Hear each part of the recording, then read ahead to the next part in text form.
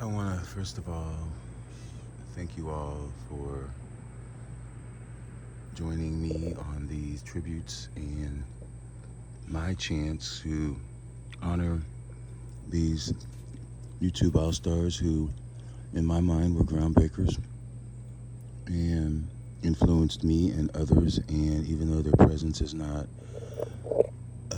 known or their whereabouts, they are still immortalized just in their contribution to the YouTube community as far as orchids are concerned. Any of the people that I've talked about will never be forgotten, and in true reality, they are the trailblazers who made a way for us YouTubers and set standards and precedences and really set the standard, more or less. I'll just leave it at that. And on a personal level, affect the lives of everyone in the YouTube community. There's no way, buts, or ands about it. These people that I am bringing up are familiar faces, usually are known by their first name, or they're known for a particular thing, but their notoriety and their contribution and their lasting knowledge and impression will never be lost on the YouTube community. And that YouTube community goes further than YouTube, goes further into the cyberspace. So this is the third edition, and this is a very special one. They all are special to all of us, but this one is very special to the entire YouTube community, because I would qualify this individual as the Obi-Wan, the master, the teacher. In my early YouTube video days, I perchance found Roger's channel, and at that time Roger was it was in his infancy stage, and he was still figuring out his space at that time. But I noticed a few videos, pretty much a lot of videos in a row, he began mentioning this person's name, and just sort of really emphasizing and publicizing the importance of this teaching and this person's knowledge, and it had changed his life and his way of growing and his way of thinking about growing. That in reality it was a very simple principle, but those principles were essential to growing orchids to the best potential.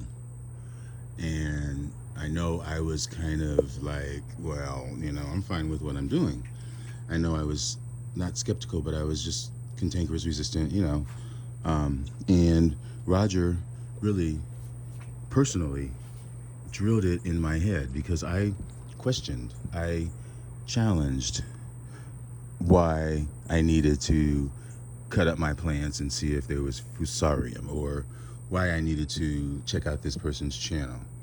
But I did, and I was instantly transformed. And even after the initial introduction to him personally by my viewing his channel,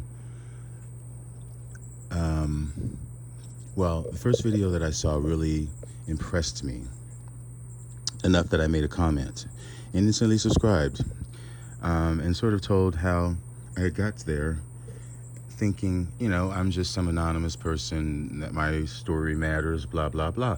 At that time, he was already blown up, and I felt like, I was on the tail end, which was fine, because I was already good. But when I made that comment on how I enjoyed the video, his response immediately was, "Hey, Mr. Moore, thanks for stopping by. The legend." And I mean, my attitude immediately softened, and I began to listen. I still challenged this person as to the validity and to why I needed to make all this effort when I am, drama free, Birkenstock shoe. I'm the barefoot grower. I estimate my pH, those kind of things. But once I let that down and gave it a try, I tell you, this person changed the way that I grow. It became more important to care more about what I'm putting into the water, the roots, making sure that the plants are uptaking what I'm trying to get them to get. And he explained that whole concept of hydroponic. He's the person that got me growing in rock. He's the person that got me thinking about rainwater. And he's the person who got me thinking about putting Epsom salts. No, that was Ed. But this person got me putting CalMag for sure, and also doing my pH, and also he got me to put the lime on my pots before I put them out in the spring, and periodically if we get rainstorms, to add a little buffer of magnesium, just so that they don't rot when they get a lot of rain. I got that from him, and I did not. Every year my plants would rot, and he would say, "Do it," and I would say, "No." And one year I did it, bam. So he's another person that I'm sure there are many stories, because like I said, because of my resistance, when I hopped on the train, he was already in such demand, and was already just had so many more pressures and his own personal stuff happening, that it was a miracle that he even was doing all that he did. Besides his kind heart and his spirituality, his faith in God and everything is going to be all right, and his faith in kindness of human beings, and his faith in his friends and loved ones that he consulted with and advised them that they can do whatever they want to do, just like he does. And in that regard, he inspired us all on whatever level it was, because his teaching started from the ground up. Whether we were advanced or beginners or judges, we all bowed down and we all respected his opinions and his teachings on how to change our way of thinking about plants growing and that sort of thing. And that's helpful in not just orchids, that's just helpful in all of your endeavors as far as sowing seed and those kind of things. So I'm not going to say anything else. Like I said, once I got to know him, I watched a few of his videos. Once I really got on the train and started doing what he advised me in the beginning, I did not watch a lot of his videos. Number one, because I got tired of looking at his space that was always better than my space. And he had bag babies and rescues.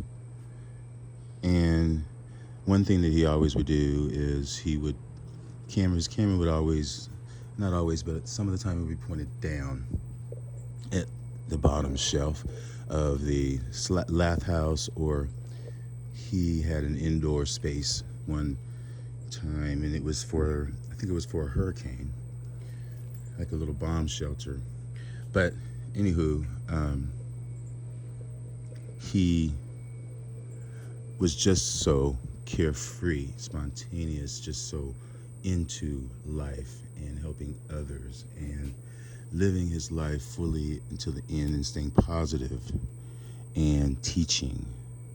And he was always there thinking about us, what we were doing, even though he did not have the strength. And like I said, I did not know him that well. I knew all of the story, but I greatly respected this person, and he is perhaps one of the most influential individuals that has ever made videos on YouTube.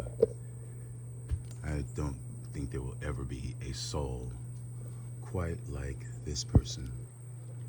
So I'm just going to be quiet and let you remember, or let you meet the master.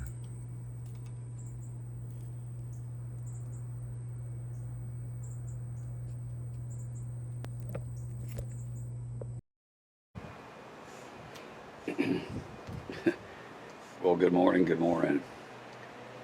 I wanted to say thank you to 4,000 plus subscribers. My wife asked me the other evening how many subscribers I was up to, and I said, I'm not sure, I need to check. And I saw 4,049 or 4,050 subscribers. Um, from the bottom of my heart, thank you. Thank you so much. I'm going to keep doing this as long as everybody's enjoying it. I'm going to keep doing it. I know I'm enjoying it. I can't thank you enough for all the comments, all the questions, all the thoughts, prayers, concerns. It means the world to me. It really, really does. I get a lot of joy, a lot of happiness out of this. Thank you again. I appreciate it. God bless you all. Yeah, my guess is that's the mama to the tadpoles. That's okay. She's just fertilizing the sulfurnitis there. I noticed on the comments, and I love all the comments. I don't mean to complicate things for people. I don't mean to make it so complicated. It's not actually complicated. What I'm trying to do is simplify things. I know it sounds like I'm complicating it, and it may seem like I am. And yeah, I've said go get a pH pen and a ppm meter. I know. But I keep looking back at my wife is an incredible cook. She's an incredible baker, and she didn't blink twice when she wanted to spend $250 for a mixer. Didn't blink twice, and I'll be honest, that was the best $250 I ever spent, or we ever spent. I have been the benefit of that investment. Trust me. And this is kind of the same thing. And you can ask any good baker, and you've got to have the right tools, and there's some secrets to it. Any good baker's not going to mix by volume; they're going to mix by weight. All right. I don't want to get into a baking show, although I can do that too. But the point I'm trying to make is don't let the pH pens and the meters and stuff scare you off or overcomplicate things for you. Basically, all I want you to do is just check your water before you use it. If you check your water before you use it, then you know whether or not that water is going to be usable for your orchids, and it's going to be usable for the nutritional mix or fertilizer mix that you're using. That's all you have to do for this, and that's it. The only thing I'm trying to get my point across. Now, as far as feeding and pH ranges and stuff like that, those are important things to pay attention to. I mean, really pay attention to if you want to take your orchids to the next level. The main reason I talk about this stuff and keep pushing the hydroponic issues is because I think if people get a little bit more understanding of the hydroponics, it's going to help you in the long run on the orchids, because orchids grow hydroponically, basically. All right, how their pH ranges and how they nutritionally absorb. It's in the hydroponic family class. That's how they do it. So if you have an understanding of that, it's going to make orchid growing easier for you. When this is easier for you, then you don't have to mess with them all the time. You don't have phalaenopsis that are dying all the time on you. You're not changing media all the time. You're not fighting insect pests and spider mites and thrips and mealybugs and scale. My plants are outside and have been outside the entire summer. I have not had to spray once for spider mites. I've had 1 or 2 scale, and that's come in on new orchids. I treat them and they're gone, and I don't have any reoccurrence. I haven't had to treat for anything.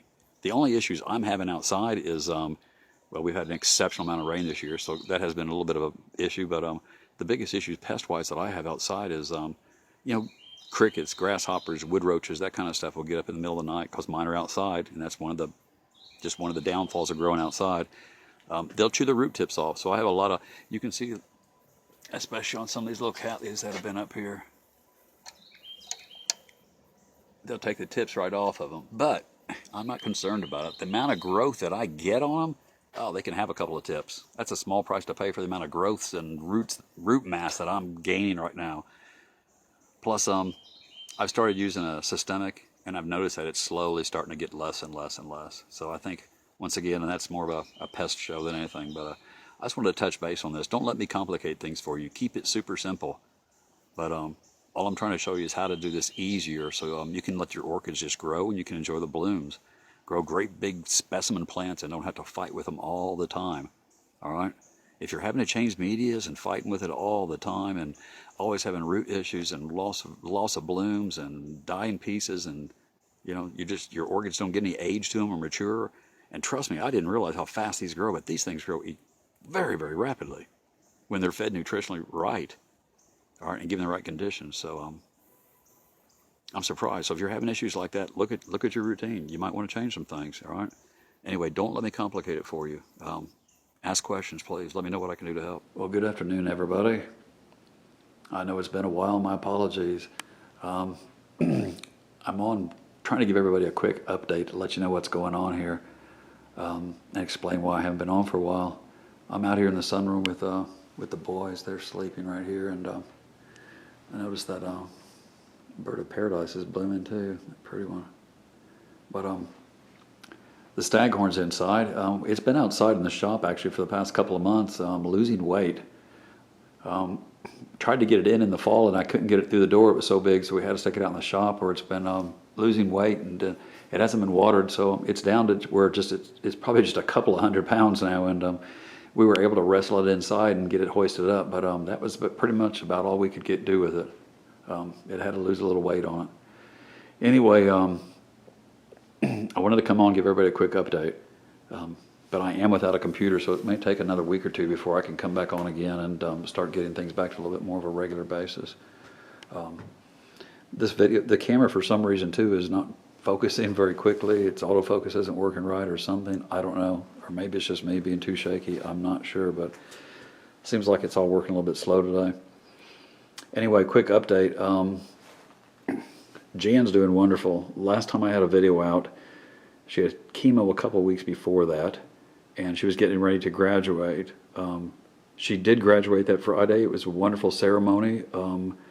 A room full of the most incredible people you'll ever meet. Young ladies, young men, older ladies, older men, all who had gone back to school to become nurses for the rest of their careers. Just truly a remarkable afternoon with some of the most incredible people I've ever met.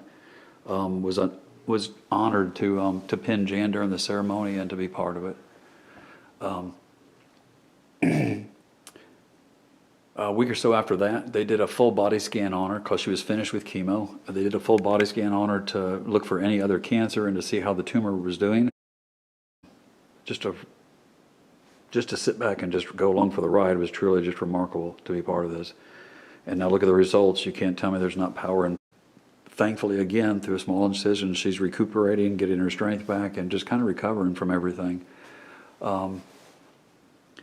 She has to get her strength back because she has to start radiation in a couple of weeks, but we couldn't have asked for a better Christmas gift. I know God's had his hands on her, and I believe in miracles, and Jan's a fighter, and she's super, super strong, and I know she was in good hands.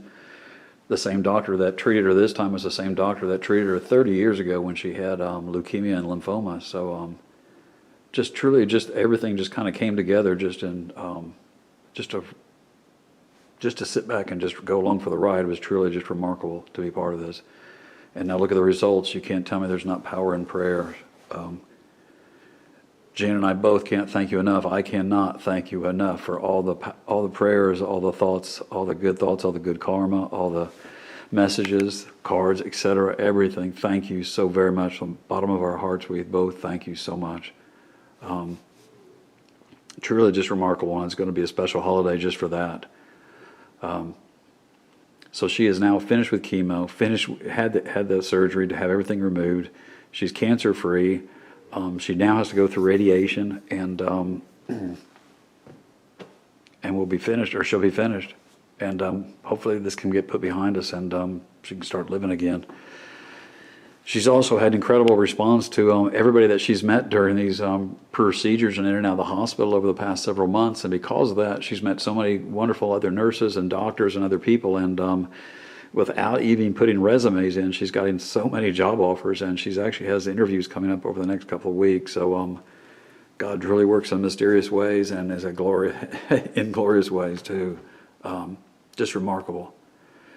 Anyway, I wanted to come on and give everybody a quick update. Again, I'm without a computer, so it's going to be rough. Touch base on something. I'm getting a lot of comments about people saying, well, purple phals and red phals with red flowers and purple flowers, they've got purple stems, they've got red stems, they've got purple color and red coloring. There's lots of articles on the internet that say they have purple coloring, they have purple coloring. Yes, you're completely correct. Completely correct. What I'm trying to teach you how to do is I'm trying to teach you how to look past those things, all right? And observe something from a common sense standpoint, okay? This is a plant that we looked at yesterday, or the other day, and I showed it with the dark coloring. I said, I think it has a phosphorus deficiency, all right? See the two growths on the top here? See the two growths? This is what I pay attention to. The color comes to my mind and flashes real fast and gets my attention, but this is what I notice. This smaller growth, this leaf never made it to the size of the original.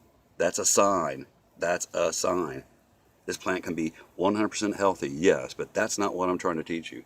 What I'm trying to teach you is I'm trying to teach you how to observe and notice when something's not right.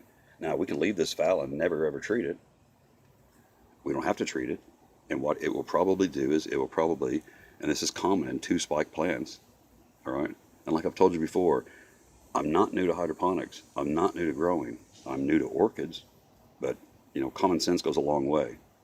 A little reading and research, okay? I don't know if you've ever noticed, but if you've ever had a phalaenopsis with two spikes, all right, as the spikes fade, if a plant has a nutritional issue, they're going to reabsorb those spikes. A plant that doesn't reabsorb the spikes and continues to grow and regrows the spike is a plant that usually has sufficient nutritional energy. That should make sense to you. You'll notice, though, if you have a double spike plant, it will usually start killing one spike off at a time. And the reason a plant will do that is because they don't want to blow the chance that they have a reproduction yet.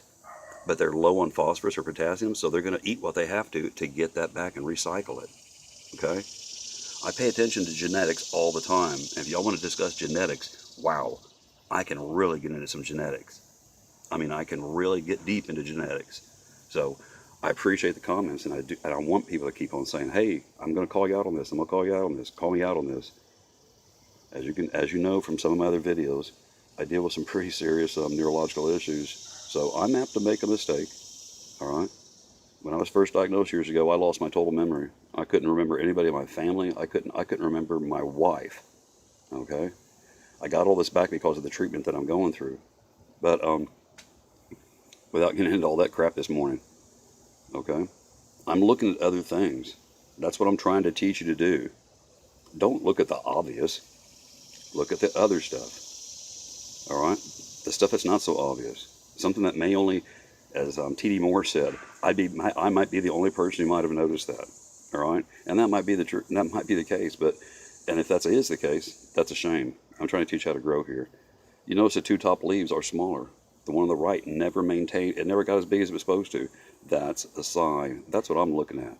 That's what I'm trying to teach people to look at. Is this phal healthy? Is it coloring from genetics? Very well could be. But to me, I look at this plant and I say, that leaf's smaller and that leaf's smaller. We got a serious issue going on. Is that one's growing? Yes. So that one could get big, but the previous one never made it to full potential. So that's a sign. That's what you got to pay attention to. Okay?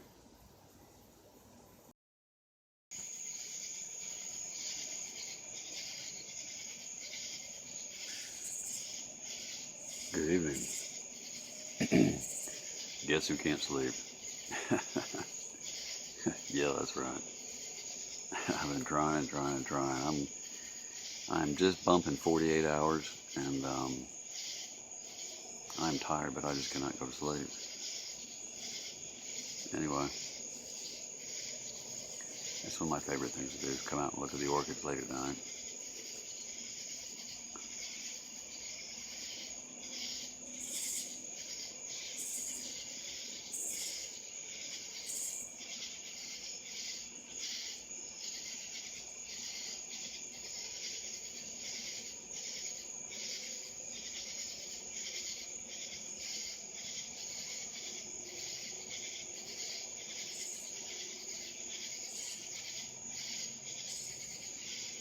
Nutrients. And dinner was at 5/8 tonight.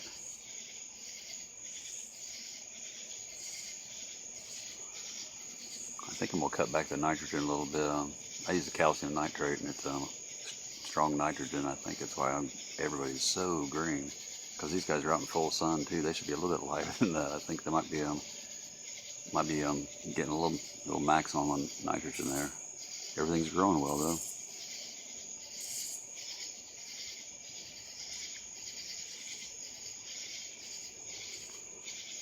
That encyclia has gone mad, just mad on that mount.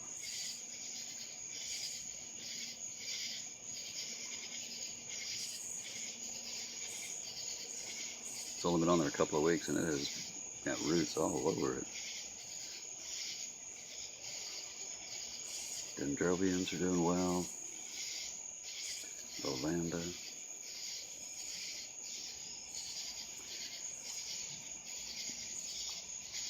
It's cooler out this evening. Not that many bugs out really. Couple attracted by the light, but other than that, not a whole lot. A few crickets here and there I've seen.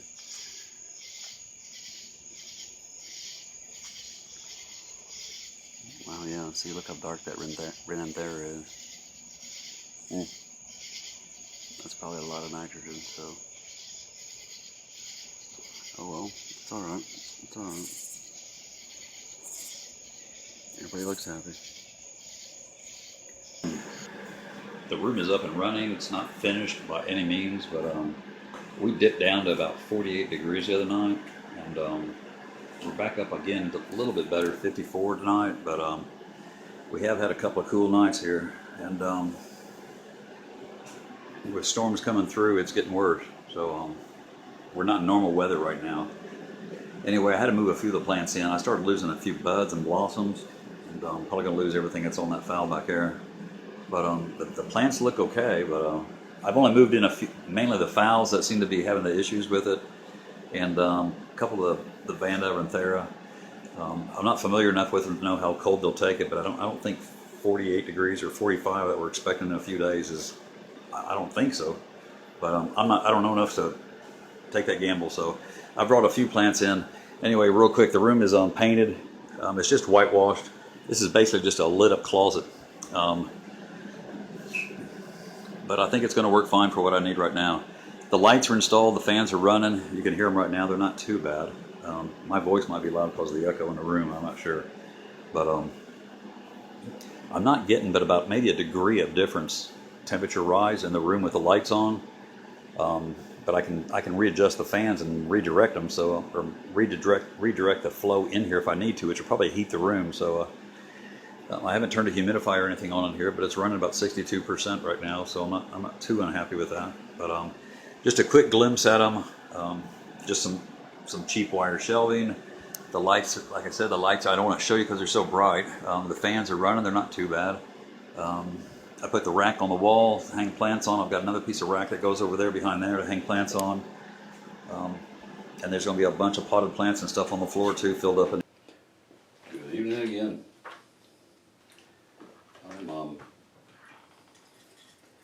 just taking mounds out. The video when I first put them in there didn't come out so great. That's a little Brassavola, Jimmy Cricket times BLC Murdekin Beach times BLC Murdekin Storm, Myrtle Beach each time for wrecking storm. Yes, that's it. They were little flask babies last fall. I'm just hanging back here. Put things away. I just got back from PT class. I'm about as limber as I guess I can get right now.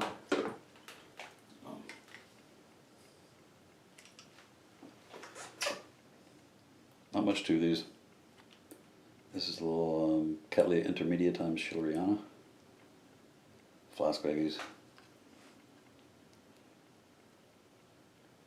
I was just still trying to check out the camera, see what kind of, how close I can get, or too close, or how the light is. I've got the fluorescent and the ceiling lowered down right now a little bit to help out. See what it does. Trying to see what sound, how the sound comes off. That's that little one we did the other day. I don't mind them dripping. It won't hurt the epoxy floor. It won't hurt the walls. Everything is coated real well. But I don't want to slip and fall.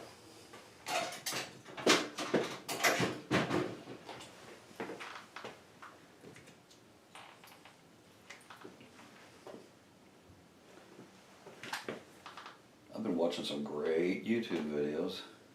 I've been watching some videos of people fighting some. Margaret, my thoughts are with you on the scale and the issues that popped up with your little violets. I'm so sorry, but you will conquer that.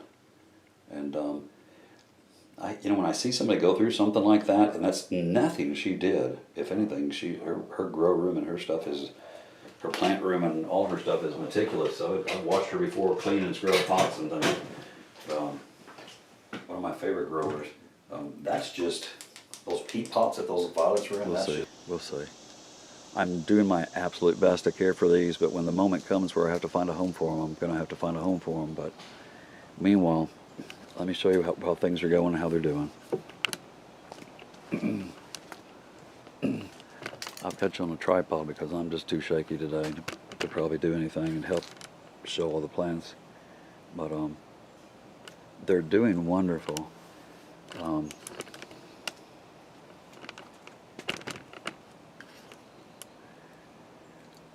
Renanthera, Dancing Lady, Gower Ramsey with a nice bloom spike on it. Let me pop you off and see if I can't go slow and steady here, because I can't show you as well with the tripod. The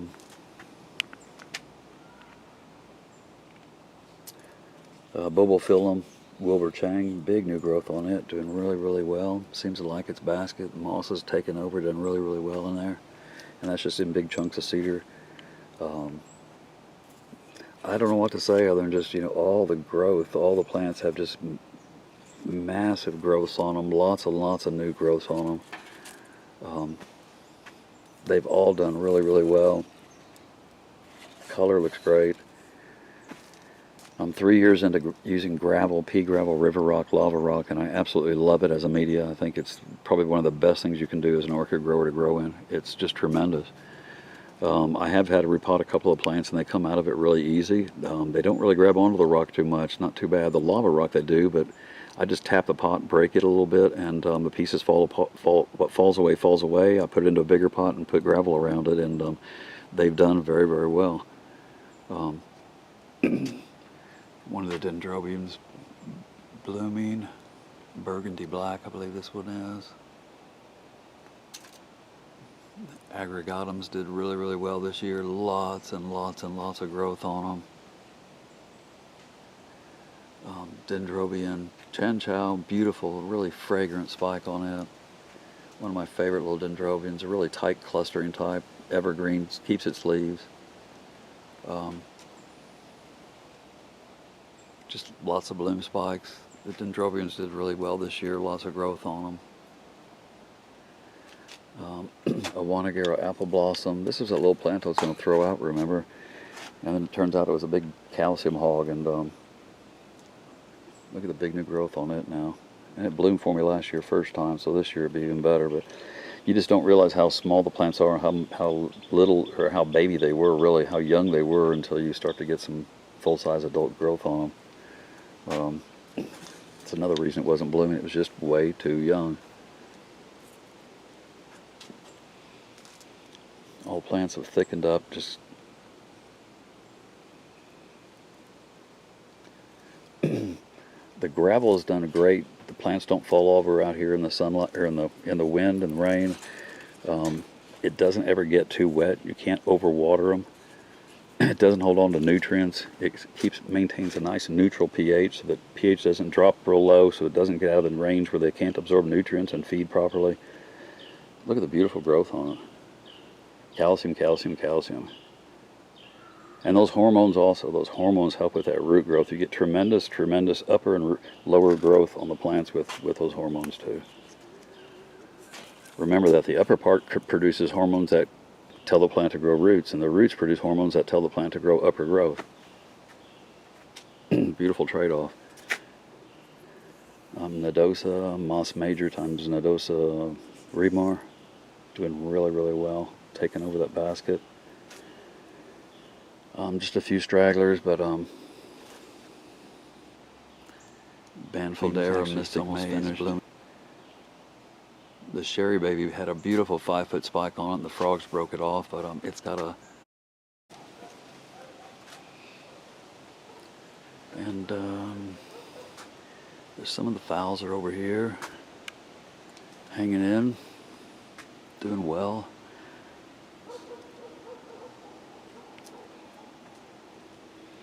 Some of them have really put on some growth this year.